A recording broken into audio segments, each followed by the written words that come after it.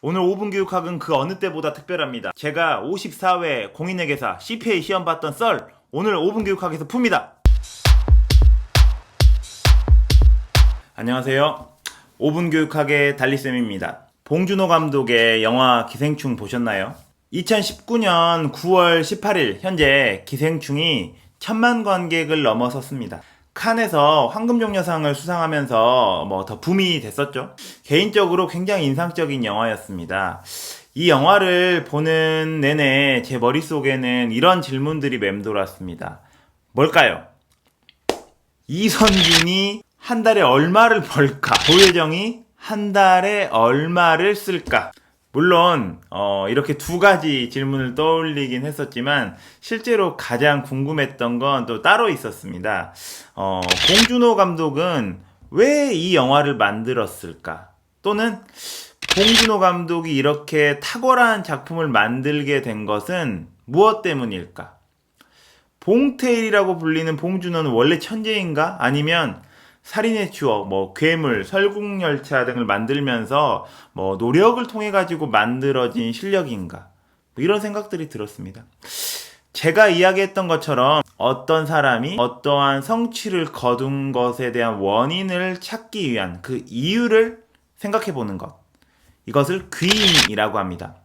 왜 이런 일이 일어났는지에 대한 원인을 찾는 거죠.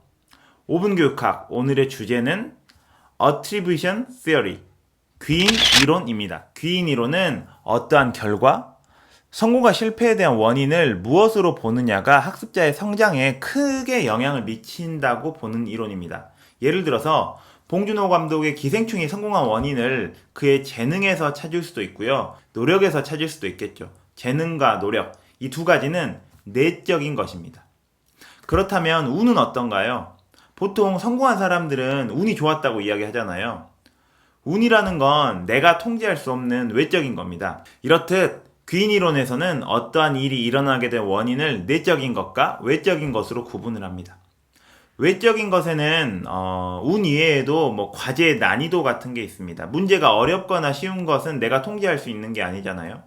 정리하자면 내적인 원인에는 능력과 노력이, 외적인 것에는 운과 과제의 난이도가 있습니다. 그렇다면 귀인 이론을 학습에 한번 적용해 보겠습니다. 솔직히 이거 여기서만 최초 공개하는 건데요. 제가 2달 전에 제 54회 공인회계사 CPA 시험을 봤습니다.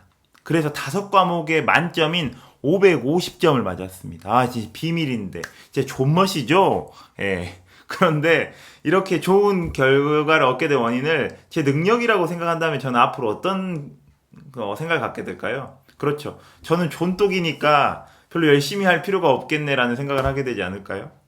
반대로 노력 때문에 그런 결과를 얻게 되었다고 생각한다면 어떻게 앞으로 생각할까요? 아마 다음번에 더 좋은 결과를 얻으려면 더 노력해야 된다고 생각하겠죠. 공부는 엉덩이 힘이라고 생각할 겁니다. 물론 CPA를 봤다는 건 거짓입니다. 거짓. 이처럼 같은 결과를 얻더라도 그 원인을 무엇으로 생각하느냐에 따라서 그 다음에 학습에 임하는 태도가 완전히 달라지게 됩니다. 귀인 이론은 학생들에게도 적용할 수 있고요. 교사인 나 스스로에게도 적용할 수 있습니다. 성공과 실패 원인을 운이나 과제의 난이도 같은 외적인 요인보다는 노력과 같은 내적 요인에서 찾아보십시오. 그래야만 점차 더 노력할 수 있습니다. 노력하다 보면 자기 효능감이라는 게 생기거든요. 자기 효능감이라는 건요, 난 해낼 수 있다라는 내 능력에 대한 일종의 믿음 같은 겁니다. 학습에서는 절대 빼놓을 수 없는 요소죠. 자기 효능감에 대한 이야기는 또 다음 클립에서 조금 더 자세히 다뤄보도록 하겠습니다. 지금 책 추천을 해주셔서 좋다는 의견들이 많습니다. 그래서 저도 오늘도 책 추천을 한 권 하도록 하겠습니다.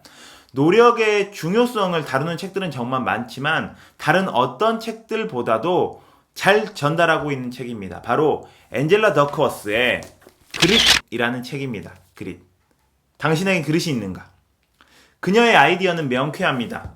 성취란 재능 곱하기 노력 곱하기 노력이다. 깔끔하죠?